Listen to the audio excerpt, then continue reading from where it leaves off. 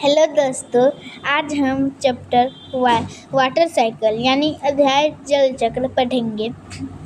तो चलिए शुरू करते हैं बिना देरी के। अध्याय जल चक्र। हमारा परिचय पहले होगा यानी इंट्रोडक्शन। पहले होगा हमारा इंट्रोडक्शन। चलिए इंट्रोडक्शन को शुरू करते हैं। Introduction. Water is one of the most important natural resources on earth. Every living organism needs water to survive. मतलब जल पृथ्वी का सबसे महत्वपूर्ण प्राकृतिक संसाधनों में से एक है। जैसे कि प्राकृतिक संसाधन महत्वपूर्ण जिससे हम जीवित हैं। हमारे पास पानी है, उसी से हम जीवित हैं। अगर पानी नहीं रहेगा तो हम लोग जीवित नहीं रहेंगे। इतना सबको बात क्लियर हो गई।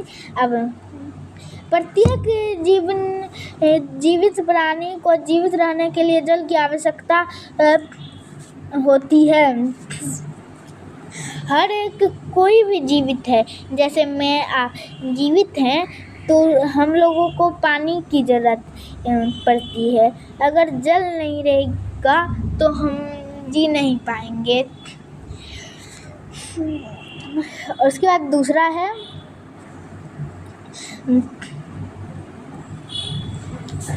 दूसरा कह रहा है the amount of water on earth remains almost the same because water keeps moving from the earth surface to the atmosphere and back again. This continuous movement of water is called. पृथ्वी पर जल की मात्रा लगभग समान बनी रहती है, क्योंकि जल पृथ्वी के सतह के वायुमंडल में और फिर वापस आता रहता है। जल की इस निरंतर गति को जल चक्र कहते हैं। देखिए यहाँ पर एक पिक्चर में लेके आया हूँ। देखिए यहाँ पर एक नदी यहाँ पर आपको देखने को मिल रहा है। ये नदी है और ये पूरे नदी से जो भाप जा रहा है उसको हम कह रहे हैं इवेपोरेशन यानी वाष्पीकरण। उसके बाद यहाँ पर फिर आता है संघन यानी कंडेंसेशन। ये जो पानी जाता है पहले ये लिक्विड फॉर्म में था। लिक्विड यानी तरल के रूप में था। तरल बन के ये गैस में गया। वाष्पीकरण ने इसको गैस में बदल दिया। फिर ये कंडेंसेशन होके संघन में चले। संघन जो है इसको फिर गैस जो था वो उसको गैस देखिए ये जो गैस है, गैस से इसको फिर से तरल में बदल दिया। फिर तरल से ये बदला गया। इसको ये जो है इसको फिर तरल से फिर एक चीज़ में बदला, उसका नाम है बादल।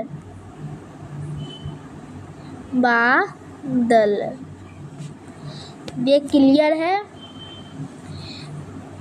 देख तरल से पहले बना गैस, फिर गैस से बना तरल, फिर तरल से बना बादल। फिर जो है वो लिक्विड जो जितना बच गया इसमें भर गया।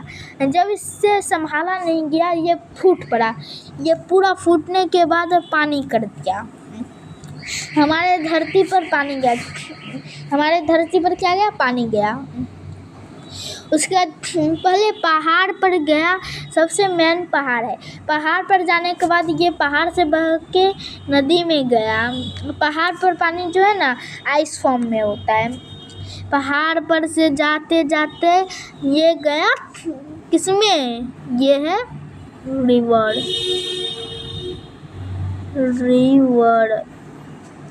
रिवर में गया। फिर रिवर इसको लेके गई सी यानी समुद्र में। उसके बाद फिर हुआ कलेक्शन वर्षा तो होता है। कलेक्शन में अभी जो मैंने ये बताया है पूरा प्रोसेस, देखिए मैं फिर से बता रहा हूँ कौन सा। देखिए यहाँ पर वर्षा होता है, फिर वर्षा के बाद संग्रहण यानी कलेक्शन होता है। पहले पहाड़ पर होता है कलेक्शन, फिर पहाड़ पर जाके नदी में हो जाता है, नदी यानी रिवर। उसके बाद फिर समुद्र में चले जाता है यानी सी में जाने के बाद ये सी में चले जाता है। उसके बाद इसको ही कलेक्शन कहते हैं। उसके बाद एक और, ये जो आपको दिख रहा है ज़मीन है, ये जो ज़मीन है इसके अंदर भी वाटर रहता है। इसके अंदर भी वाटर रहता है। इसके अंदर भी क्या रहता है? वाटर। क्या रहता है? वाटर। ये भूजल कहते हैं। देखिए इसको हम लोग भूजल कहते हैं ना, भूजल। इसको इसको भी हम हटाते हैं, पूरा पैराग्राफी करके इसको हम समझेंगे, पूरा पैराग्राफी समझेंगे। चल तो इसको हम कर देते हैं कैंसल। मैंने अभी क्या कहा? ये भूजल यानी ऐसा होगा भूजल। ये जो भू है इसमें भूमि से कहते हैं, भूमि। उसके बाद ये जो जल है भूमि जल, भूमि का जल होता है, इसका मतलब ये भूमि का जल है। मैंने आपको इतना बता दिया। अभी चलते वाटर से। ये पृथ्वी पर जल की मात्रा लगभग समान बनी रहती है, क्योंकि जल पृथ्वी की सतह से वायुमंडल और फिर वापस आता रहता है। पृथ्वी पर जल की मात्रा समान बनी रहती है लगभग, है क्योंकि जल, ये तो पढ़ लेते हैं ना। हाँ, the water cycle is a natural process that recycle water and keeps fresh water. क्या होता है? फ्रेश वाटर में देता है हम लोगों को fresh water available for plants, animal and humans. जल चक्र एक प्राकृतिक प्रक्रिया है। जल चक्र एक प्राकृतिक प्रक्रिया है जो जल को पुनः चक्रित करती है और पौधे, जानवर और मनुष्य के लिए मीठा जल उपलब्ध करती है। हम अगर जाने तो पूरे दुनिया में जो सबसे अच्छा देखते हैं, पूरे दुनिया में सबसे शुद्ध पानी दुनिया का, एक क्वेश्चन रहेगा आपके सामने। अगर कोई दे दिया कि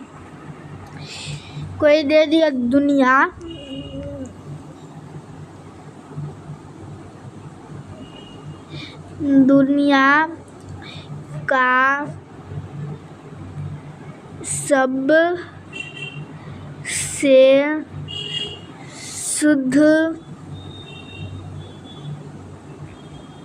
शुद्ध पानी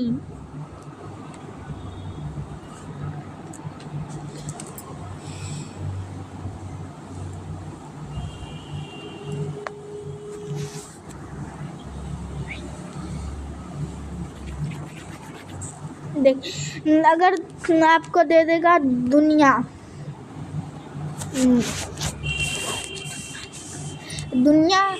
अगर दुनिया का सबसे शुद्ध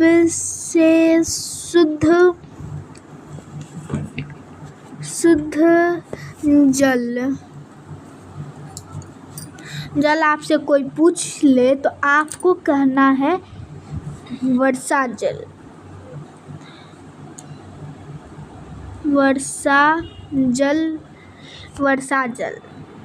इसका सही आंसर होगा वर्षा जल, क्योंकि दुनिया में सबसे शुद्ध पानी जो होता है उसका नाम है वर्षा जल। दुनिया में सबसे शुद्ध पानी किसे कहते हैं? वर्षा जल सबसे शुद्ध रहता है, उसे हम पी भी सकते हैं। ये आपको क्लियर हो गया। अब चलते हैं, जल चक्र क्या है? जल चक्र क्या है मतलब what is water cycle? What is water cycle? Water cycle क्या है? जल चक्र क्या है? परिभाषा यानी डिफिनेशन, परिभाषा। The water cycle is the continuous movement of water between the Earth's surface and the atmosphere through different processes such as जल चक्र पृथ्वी की सतह और वायुमंडल के बीच जल की क्या कहता है? जल चक्र पृथ्वी की सतह पर वायुमंडल के बीच जल की निरंतर गति है, जो विभिन्न प्रक्रियाओं के द्वारा होती है गैस जैसे। चलिए जैसे में कुछ पढ़ते हैं, यहाँ पर दिया भी गया है। ये परिभाषा आपको पढ़ लेना है अच्छे से, इसको मैं हाईलाइट कर रहा हूँ। ओके, इसे आपको पढ़ लेना है। ओके, इवेपोरेशन मैंने आपको पहले बताया था, यहाँ पर देखिए, यहाँ पर और अच्छे से समझाया है कि मैंने समझाया है। देखिए, इवेपोरेशन यानी वाष्पीकरण। वाष्पीकरण से कहा जाता है संघनन। संघनन से वर्षा, फिर वर्षा से संग्रह, कलेक्शन। ओके, यहाँ तक क्लियर आपको ये? चलिए ये सब ठीक ही रहेगा। चलिए सबसे मैंने बता दी, ये पढ़ना ज़रूरी है, ये पढ़ना आपको ज़रूरी है।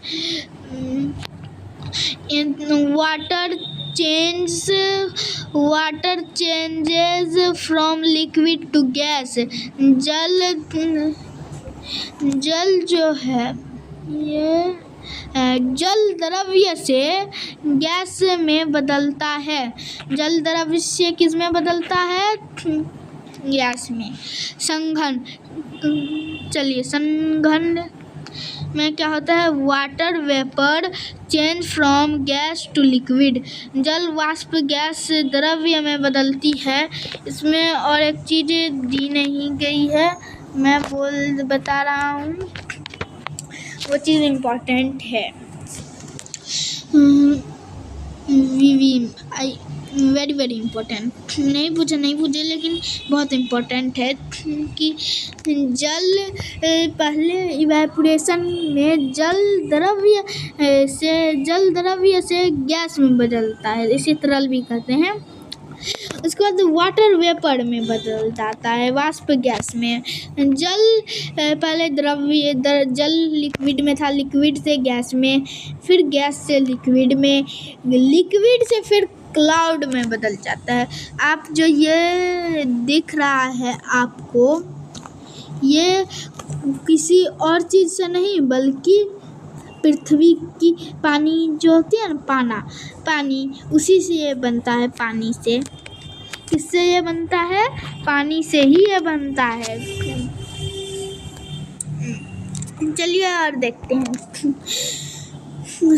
अब वर्षा के बारे में हम बात करें तो वाटर फॉल्स फ्रॉम द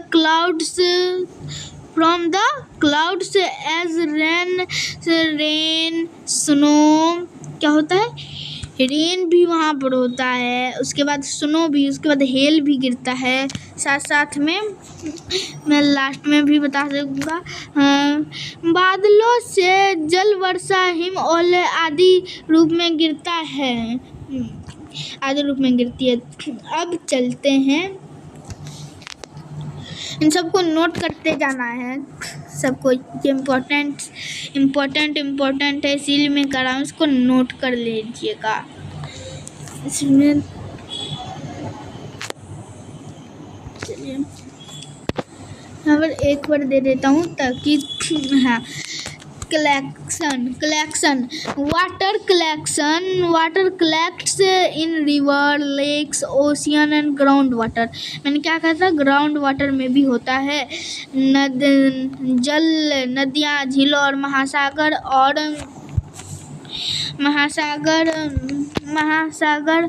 और भूजल में एकत्रित होता है।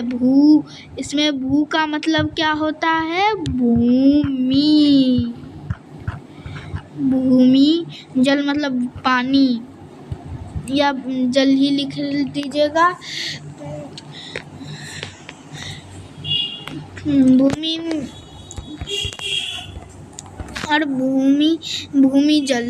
ओके, ये सब समझ में आ गया। अब चलते हैं दूसरे पर। ये कोई समझ में नहीं आया हो ये आपको समझ में आ सकता है। इसको आप वेरी इम्पोर्टेंट मान के चल सकते हैं। चलिए, ये वेरी सिंपल है। सिंपल डिफिनेशन, सरल परिभाषा। Water continuously change from liquid to gas and back to liquid. This continuous process is called the water cycle। ये आप लोग ने पढ़ लिया, तो आगे बढ़ा दें, हिंदी भी पढ़ लेते हैं। जल नियंत्रण द्रव्य गैसों से और फिर गैस से द्रव्य में बदलता है। इस निरंतर प्रक्रिया को जल चक्र कहते हैं। ये जो निरंतर प्रक्रिया कहते हैं, इस अध्याय को क्या कहते हैं, जल चक्र। क्या कहते हैं, जल चक्र। समझ में आ गया। अब चलते हैं दूसरे पर। जल चक्र के चरण यानी stage of the water cycle. चलिए, देयर आर 4 मेन स्टेज। जल चक्र के मुख्य 4 चरण हैं। कौन कौन?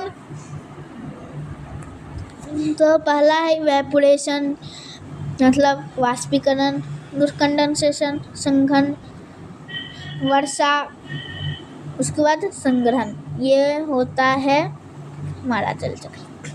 ये तो फिर से आ गया। पहले होता है वाष्पीकरण, फिर होता है संघन, फिर होता है वर्षा, फिर होता है कलेक्शन, संग्रह। स्टेज 1। अब हमारा टॉपिक स्टार्ट हुई है, अब इस पर ज़्यादा ध्यान देनी है। ओके, स्टेज 1, इवेपोरेशन, वाष्पीकरण। What is evaporation?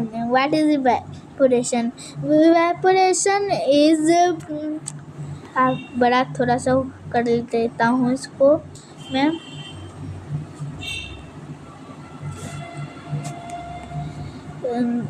Evaporation is the process by which liquid water change into water vapor। Liquid water जो होता है वो चेंज हो जाता है किसमें, वेपर यानी गैस में। ड्यू द हीट ऑफ सन। इसको जो है सन की मदद चाहिए इसको वेपर बनाने के लिए, लिक्विड को। ठीक है, ये समझ में आ गया होगा। तो चलते हैं दूसरे की ओर। हिंदी में है, वाष्पीकरण वह प्रक्रिया है जिसे सूर्य की गर्मी के कारण तरल जल वाष्प में जाता है। इसका परिभाषा भी यहाँ पर लिखा हुआ है, परिभाषा देख लेते हैं पहले। चलिए डिफिनीशन, परिभाषा। इवेपोरेशन इज द डिफिनीशन है, evaporation is the conversion of water into water vapour by the heat of the sun. वाष्पीकरण सूर्य की गर्मी जल को जलवाष्प में बदलने की प्रक्रिया है। वाष्पीकरण जो है सूर्य की गर्मी के द्वारा जल, जैसे ये अभी मैं आपको दिखाता हूँ, ये देख पा रहे होंगे, ये नदी है। ये किस फॉर्म में है? ये किस फॉर्म में है? ये लिक्विड फॉर्म में है।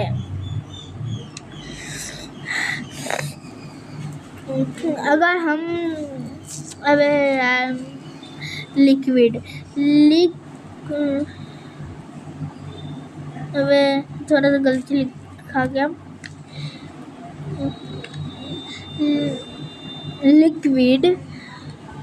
लिक्विड है, कौन है लिक्विड? देख पा रहे हैं लिक्विड, बाबा जी है लिक्विड। ये है, कहाँ पे चले गए भाई? लिक्विड ही अभी मैंने जो ये जिसको मैंने दिया है वो है क्या? लिक्विड। ये जो लिक्विड है, इसी लिक्विड पर अगर हम यहाँ पर कोई सन रहेगा, मैं बना रहा हूँ यहाँ पर देखिए सन है। सन के पास हीट ज़्यादा है, वो क्या करेगा? हीट ज़्यादा होने के कारण उसके पास हीट ज़्यादा रहेगा, वो बहुत ज़्यादा वहाँ तक गर्मी पहुँचाएगा, जिससे गर्मी रहेगा ऊपरी सतह को ज़्यादा लगेगा। इसीलिए ऊपरी सतह जल्दी से वेपर बनके हवा में उड़ जाएंगे। ये जो वेपर है इसे कहते हैं वेपर। इसे क्या कहते हैं? वेपर। चलिए अब दूसरा देखते हैं। डिफिनीशन हम लोगों ने देख ली है।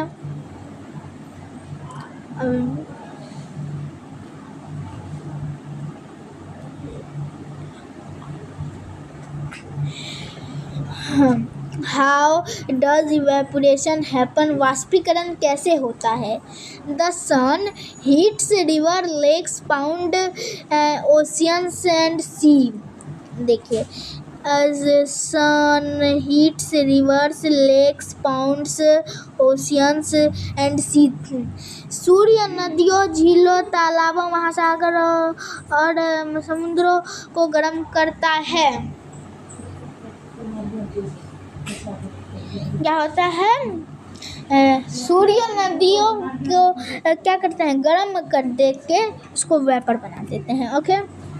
Water molecules gain heat energy, जल के अणु ऊर्जा प्राप्त करते हैं। ओके, जल के, अरे यार, देखिए, दे मूव फास्ट, वे तेजी से गति करते हैं। They escape into as water vapour, वे जल वाष्प के रूप में हवा में उड़ जाते हैं। ओके, ये सब आपको समझ में आ गया। ये भी है, जल वाष्प ऊपर उठकर वायुमंडल में पहुंचता है। Water vapour ridges into the atmosphere. आपको इतना पता चल गया है। अब चलते हैं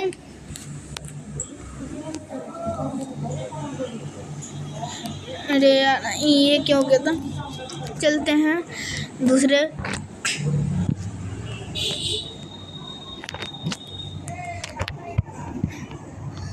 वही तो थोड़ी हो रहे होंगे, कुछ और भी होंगे।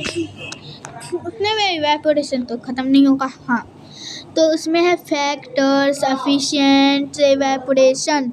ये वाष्पीकरण को प्रभावित करने वाले कारक, वाष्पीकरण को प्रभावित करने वाले कारक देखते हैं। कारक देखें तो आएगा हीट यानी टेम्परेचर, हीट गर्मी तापमान। हाईएस्ट टेम्परेचर देखिए, जैसे कि हाईएस्ट टेम्परेचर रहेगा तो फास्टर इवेपोरेशन। अधिक तापमान तेज वाष्पीकरण। अगर ज़्यादा तापमान गर्मी ज़्यादा होगी तो ज़्यादा तेज़ी से इवेपोरेशन होगा। मतलब अगर अधिक उसमें तापमान अधिक गर्मी रहेगा तो तेज वाष्पीकरण। कपड़े से हम समझेंगे तो देखिए, समर यानी गर्मी के दौरान सूर्य देव जी होते हैं, वो गर्मी देते हैं।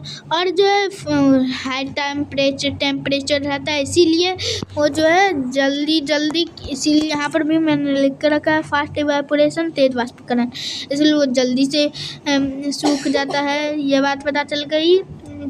अब चलते हैं स्लो विंटर। बादल जी होते हैं, बादल में ठंडी होती है, बादल जल्दी सूखने नहीं देती है, इसको स्लो इवेपोरेशन होती है। Slow evaporation. धीमी वाष्पीकरण क्या होती है? धीमी वाष्पीकरण। यहाँ पर धीमी वाष्पीकरण होती है ना। यहाँ पर आप लोगों ने सही तो कहा है, स्लो इवेपोरेशन। धीमी वाष्पीकरण होता है यहाँ पर। हमारा पहला हीट टेम्परेचर गर्मी तापमान वाला क्या है, आप इसको नोट भी कर सकते हैं। मैं यहाँ पर पूरा स्पेस को यहाँ पर पूरा कर देता हूँ। आप यहाँ से देख सकते हैं कौन सा चैप्टर है, कौन सा चीज़, कौन सा मैं अभी आपको पढ़ा रहा हूँ। फैक्ट जल्दी से कर लीजिए, अभी रोक के कर लीजिए। मैं थोड़ा सा और ऊपर कर देता हूँ ताकि ये भी आपको दिखाई दे। रोक के आप कर लीजिएगा वीडियो को। तो फिर से अब हम दूसरे स्लाइड में चलते हैं। हमारे पास कुल 6 स्लाइड हैं भैया, तो बहुत कम है। चलिए हम मोर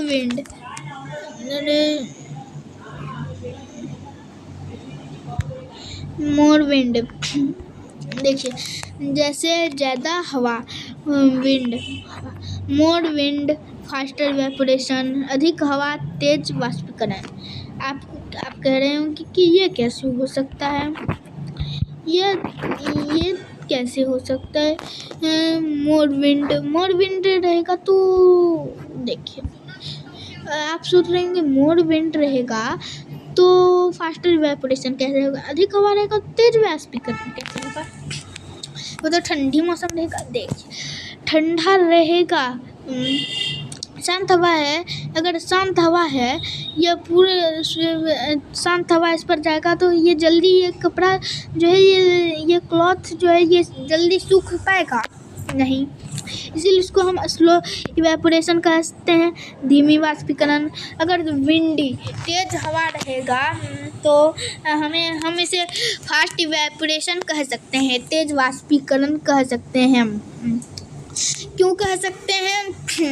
क्योंकि देखिए, फास्ट इवेपोरेशन इसीलिए कह सकते हैं, देखिए हवा बहुत ज़ोर से चल रही है और ये जल्दी सूख जाएगा, पानी जल्दी सूख जाएगा, बट इसमें कम ही सूखेगा, इसमें जल्दी से सूख जाएगा, यहाँ पर पानी हो जाएगा, फिर ये वेपर बन के यही पानी जो है ऊपर आसमान में चले जाएगा, ये जल्दी चले जाएगा, इसीलिए इसे मानते हैं। चलते हैं हम दूसरे स्लाइड पर। मैं सबको फिर से हटा के उसी स्लाइड वाला है, देखिए आप देख सकते हैं, यही वाला एक चैप्टर पर है, इसी को लिखे वाले के नीचे ही दूसरे नंबर दे के ये वाला लिख लीजिए, वीडियो रोक के। तीसरा है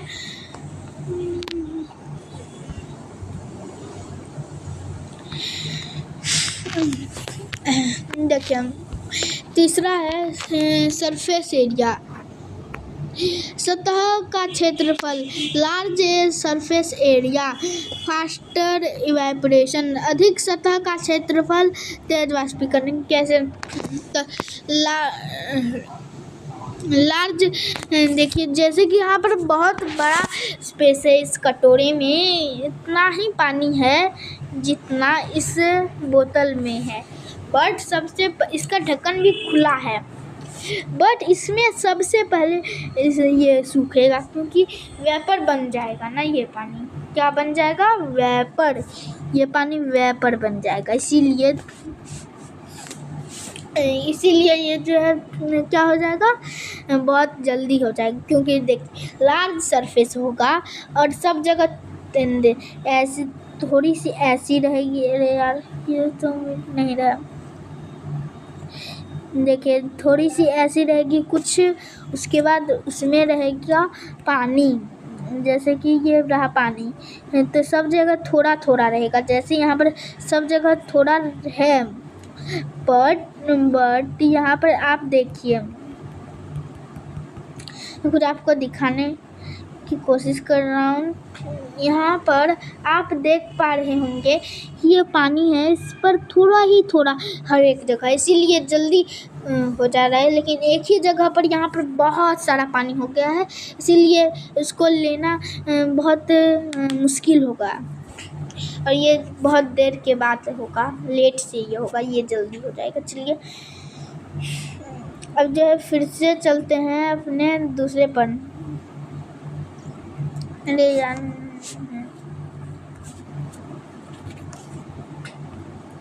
ह्यूमिडिटी, लेस ह्यूमिडिटी यानी कम आर्द्रता में तेज वाष्पीकरण, फास्टर इवेपोरेशन, मोर ह्यूमिडिटी, स्लोअर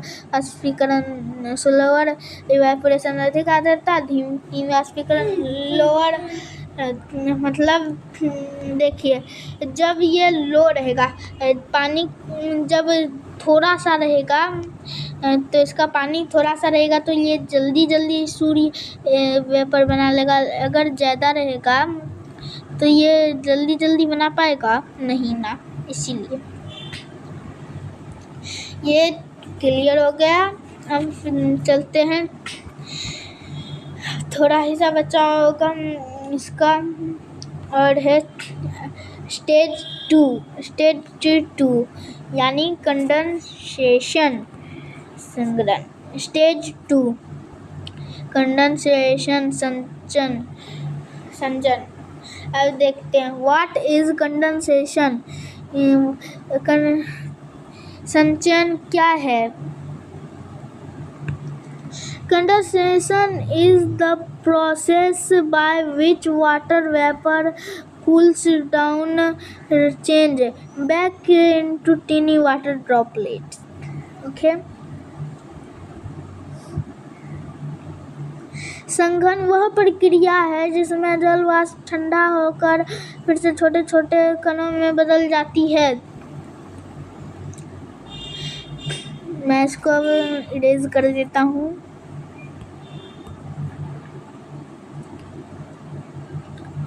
डिफिनीशन, परिभाषा, कंडेंसेशन इज द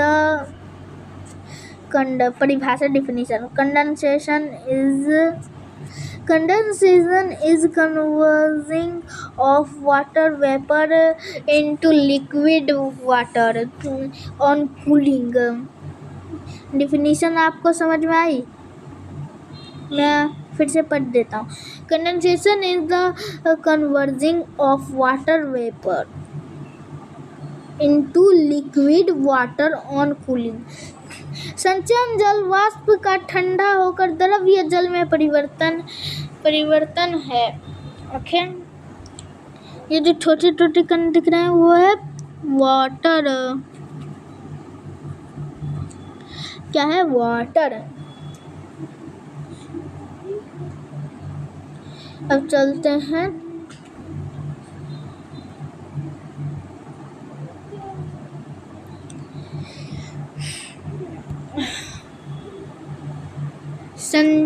देखिए यहाँ पर क्या है, हाउ डज कंडेंसेशन हैपन, संचयन कैसे होता है। संचयन। Water vapour rises highest into the sky. जल वाष्प ऊपर आकाश में ऊपर उठती है। फर्स्ट हुई है।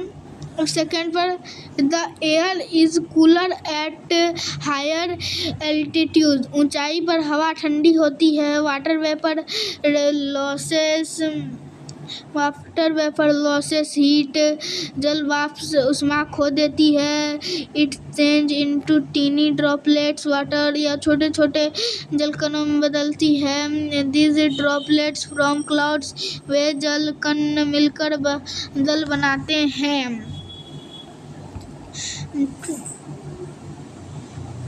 आपको कुछ एक चीज दिखाई दे रहा है यहाँ पर छोटे छोटे, मैंने पहले ही कहा था ये आगे होगा, मैंने लिख के रखा था इसलिए मुझे पता चल गया है। चलते हैं और आगे भी पढ़ते हैं। यहाँ पर और है, चलिए। हाँ, फॉर्मेशन ऑफ क्लाउड्स। बादल का निर्माण। Millions of tiny waters droplets join together. लाखों छोटे छोटे कण आपस में मिलते हैं। Okay, million of tiny water droplets join together. और लाखों छोटे क्या होते हैं, लाखों छोटे छोटे जल के कण आपस में मिलते हैं। दिस ड्रॉपलेट फॉर्म, ये जल कण मिलकर बनाते हैं क्लाउड्स यानी बादल। चलिए, When clouds become heavy, rain begin। जब बादल भारी हो जाते हैं तब वर्षा शुरू होती है। तब भारी हो जाती है तब बारिश शुरू होती है। उसके बाद जो है मैं ये अभी बता रहा हूँ कि दुनिया में क्या भारत में सबसे ज़्यादा, भारत में ही नहीं पूरे विश्व में सबसे ज़्यादा वर्षा होता है मानसीराम मेघालय के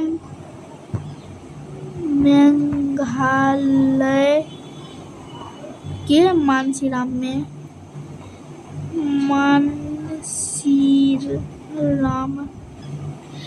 में दुनिया में सबसे ज़्यादा बारिश होने वाला लौता है, ये मेघालय में है।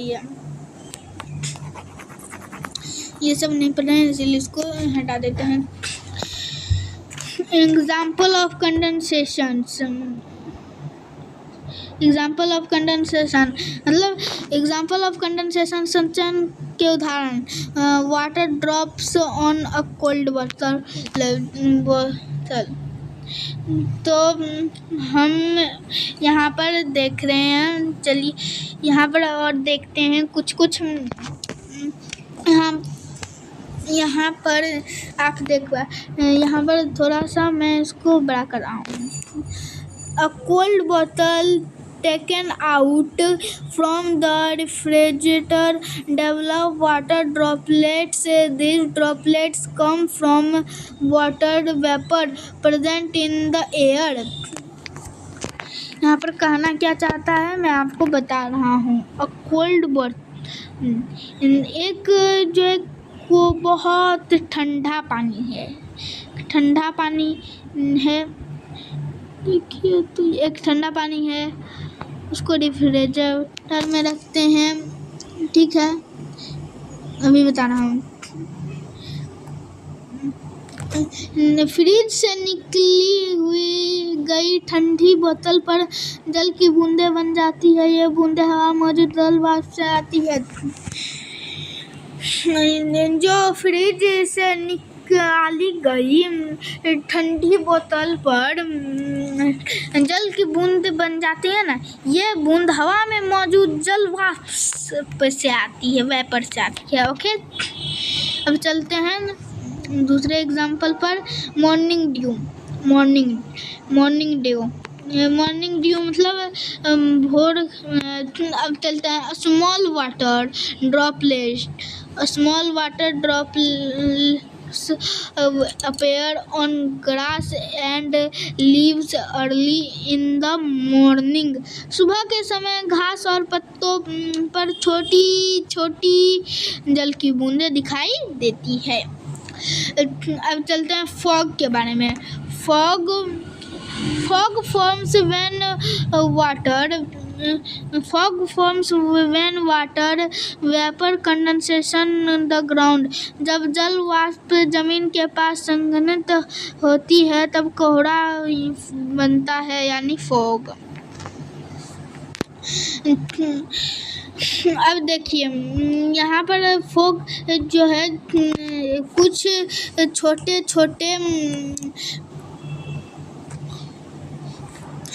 फॉग फॉर्म्स जब जल वाष्प जमीन के पास संघनित होती है तब कोहरा बनता है। जब जल एक समान वाष्प जो है उसका वाष्प जमीन के पास संघनित हो जाता है, गिरने लगता है, तब उसे कोहरा कहते हैं। चलते हैं दूसरे पर। Bathroom mirror becomes foggy because steam condensation on it। स्नान करने के बाद बाथरूम के शीशे पर भाप संघनित होकर धुंधला परत बना देता है। जब आप स्नान करते हैं उसके बाद बाथरूम के शीशों पर आप देखते हैं तो भाप संघनित होकर धुंधला परत बना देती है। चल क्या देखते हैं, धुंधला है ना, आपको कुछ अच्छी दिखाई नहीं दे रहा है, नहीं ना, ऐसे ही कहते हैं धुंधला। थोड़ा सा गंदा पिक्चर बना दिया है इसमें। अब चलते हैं दूसरे पर।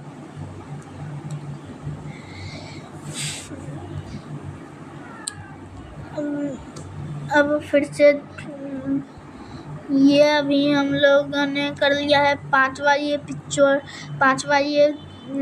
स्लाइड। 5 स्लाइड में आता है, 5वां है नहीं लेकिन 5वां में चश्मा धुंधला हो जाता है। चश्मा उसी से धुंधला हो रहा है,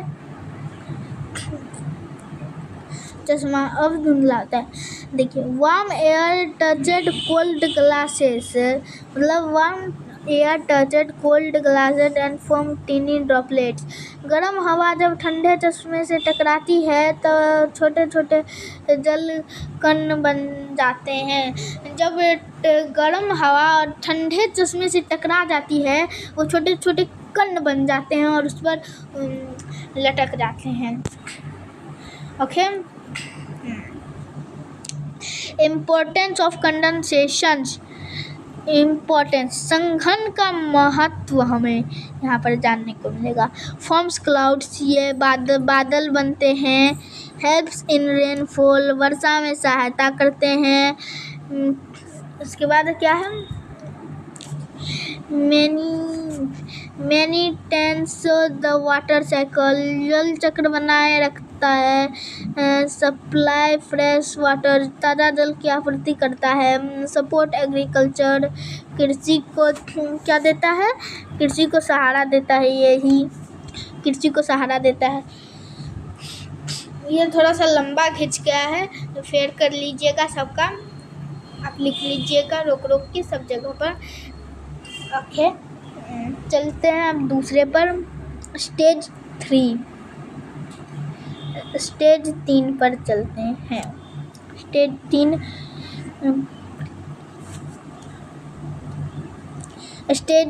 ये स्टेज 3 है, प्रेसिपिटेशन मतलब वर्षा। When clouds, यहाँ पर होगा when clouds become heavy, water falls to the earth as, जब बादल भारी हो जाते हैं तो पृथ्वी पर गिरता है। जब देखिए यहाँ जब बादल बहुत भारी हो जाता है और उसे रोका नहीं जाता है बादल से, इस पानी को इतना भारी हो जाता है वो फूट के धरती पर गिर जाता है। किस किस फॉर्म में वो अब हम जानते हैं। रेन के फॉर्म में सब में देखे होंगे, स्नो स्नो कोई देखा होगा, स्नो के फॉर्म में भी गिरता है। हेल ओल ओल के और में भी गिरता है, ये गोल गोल जो है उसी को ओल कहते हैं। ओल ये रहा। स्टील, ये स्टील है, पर ये आपको लग रहा हो कि ये बारिशी है, लेकिन ये छोटे छोटे, ये सबसे छोटे में है, ये भी स्टील है। ओके, अब हमारा इतना कंप्लीट होता है। और है इस प्रक्रिया को वर्षा कहते हैं। इस प्रक्रिया को हम लोग क्या कहते हैं? This process is called precipitation कहते हैं, यानी वर्षा कहते हैं। सबसे लास्ट, अभी लास्ट पर हैं हम लोग, संग्रहण। देखिए, सबसे पहले एक ही चीज़ नहीं दिया है जो इम्पोर्टेंट है। गजब है, चलो गलती हो गई होगी, लेकिन मैं बता दूँ, सबसे पहले पहाड़ पर होता है। पहाड़ पर वर्षा जाएगा, तब जाएगा नदी में, नदी से फिर जाएगा महासागर। ओह, ये वाला है, मुझे नहीं समझ आया था। कहाँ पर कलेक्ट होता है? पहले होता है रिवर में कलेक्ट होता है, लेक्स में कलेक्ट होता है, महासागर में कलेक्ट होता है, उसके बाद समुद्र सी में कलेक्ट होता है, पॉन्ड्स में कलेक्ट होता है, ग्राउंड वाटर में कलेक्ट होता है। ग्राउंड वाटर का हाल देख लीजिए। ओके, देखिए, ये जो आपको मैं देख रहा हूँ, लेक्स और पॉन्ड्स आपको लग रहा हो एक है, लेकिन पर इसमें देखिए फूल उगे हैं, इसमें लगे हैं, यही सब अंतर है, बहुत सारा अंतर है। हम यहाँ पर देखिए, यहाँ पर एक पूरा नोट्स है इसका, ये सब का। पिक्चर बनाना है तो पिक्चर भी बना सकते हैं, बट नहीं बनाएंगे तो भी चलेगा, क्योंकि पिक्चर लेकिन बनाएंगे तो थोड़ा सा अच्छे से समझ में आ जाएगा आप लोगों को। पिक्चर अच्छे बना लीजिएगा, नहीं बनाएंगे तो मत बनाइएगा, पर लिख लेना है। रिवर्स, लेक्स, ओशियंस, समुद्र यानी seas, ponds, ground water. Okay, आपके लिए एक बार पूरा मैंने पर इरेज कर दिया है, अब आप देख ही पाएंगे।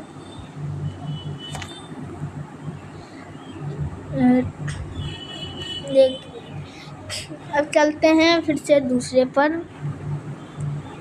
अब एक चीज़ है, एक तीर्थ जल फिर से वाष्पित होता है और चक्र दोहराया जाता है। The collect water again evaporates and cycle repeat. Okay, अब डिफरेंस के बारे में बात करें। Difference between evaporation and condensation, वाष्पीकरण और संघनन में अंतर। चलिए तो शुरू करते हैं। ये भी इम्पोर्टेंट है इसका भी। वाष्पीकरण, लिक्विड चेंज टू गैस, द्रव्य गैस में बदलता है। कंडेंसेशन, संघनन, ये गैस को द्रव्य में बदलता है, गैस चेंज इनटू लिक्विड। उसके बाद फिर से नीड्स हीट, इसके लिए ऊष्मा की आवश्यकता होती है। नीड्स कूलिंग, इसके लिए ठंडक की आवश्यकता होती है। हैपेंस डू सनलाइट,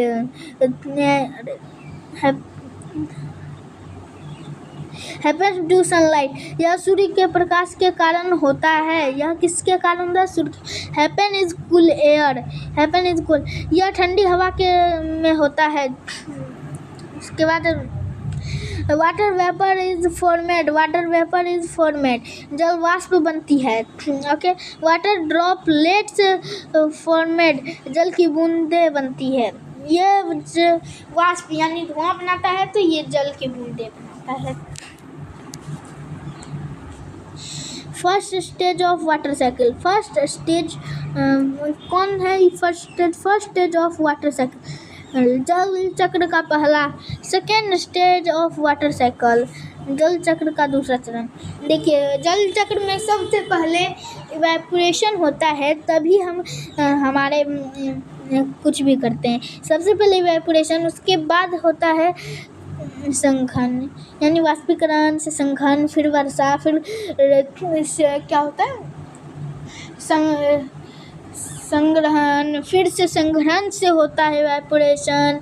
ये साइकिल जैसे साइकिल का पहिया होता है ना, ये चलता रहता है, साइकिल कभी रुकता नहीं है। एक बार अपना परिधि पूरा कर लिया तो फिर से दूसरी बार करेगा। ये भी अपना एक बार पूरा कंप्लीट कर लिया, फिर दूसरी बार ये चलता रहेगा। Okay, important definition. अरे यार, इम्पोर्टेंट डेफिनेशन अब हम समझेंगे। इम्पोर्टेंट महत्वपूर्ण परिभाषा। वाटर साइकिल, जल चक्र, the continuous movement of water between the earth surface and the atmosphere. जल का पृथ्वी की सतह और वायुमंडल के बीच निरंतर गमन होता है। The process in which liquid water change into water vapor due to heat, वह प्रक्रिया जिसमें द्रव या जल के कारण जल वाष्प में बदलता है। The process in which water vapor change back into liquid water on cooling। Okay, वह जल प्रक्रिया जिसमें वर्षा वाष्प ठंडा होने पर पुनः द्रव्य जल में बदल जाती है। अब the failing of the water from cold rain snow, अरे यार नहीं देख रहा, the sun filling of water from clouds, rain, snow, hail और sleet। बादलों से जल का वर्षा, हिमपात, ओले और हिमकोन के रूप में गिरना। The gathering of water in river, lakes, sea, oceans and groundwater। Okay, अब चलते हैं नदियाँ। उसके बाद फिर से नदी, सी एंड ओशन, नदियों और झीलों, समुद्र, महासागर और भूमिगत में संग्रह होता है। भूमिगत भी इसे कहते हैं। गत मतलब होता है जल, भी कह सकते हैं गत को। ये बात आपको क्लियर हो गई है। देखिए, मैंने फर्स्ट किसमें बताया, आपको सब चीज़ बता रहा हूँ। ये वाटर साइकिल के पूरा वाटर साइकिल का बात क्या है। ओके, इसमें जो है सिर्फ इवेपोरेशन के बारे में बात किया गया है। इसमें सिर्फ कंडेंसेशन के बारे में बात किया गया है। इसमें सिर्फ वर्षा के बारे में बात किया गया है। इसमें सिर्फ संग्रह यानी कलेक्शन के बारे में। हमारा चैप्टर होता है यहाँ पर समाप्त होता है हमारा चैप्टर। आपको एक बार मैं फिर से आपको पूरा चीज़ रिवाइज के लिए यहाँ पर देख के आप लिख लीजिएगा वाटर साइकिल।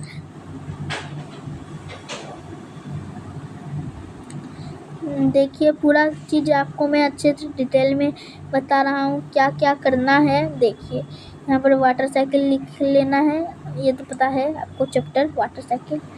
अब यहाँ पर महत्वपूर्ण चीज़ें हैं, कुछ बहुत महत्वपूर्ण है। यहाँ पर आप वीडियो रोक के देख लीजिएगा, पढ़ लीजिएगा, आपको समझ में आ जाएगा क्या क्या चीज़ इसमें, कितने सारे चीज़ महत्वपूर्ण है। ये लिख लीजिएगा, मैंने अभी यहाँ पर कर दिया है, यहाँ पर देख लीजिएगा।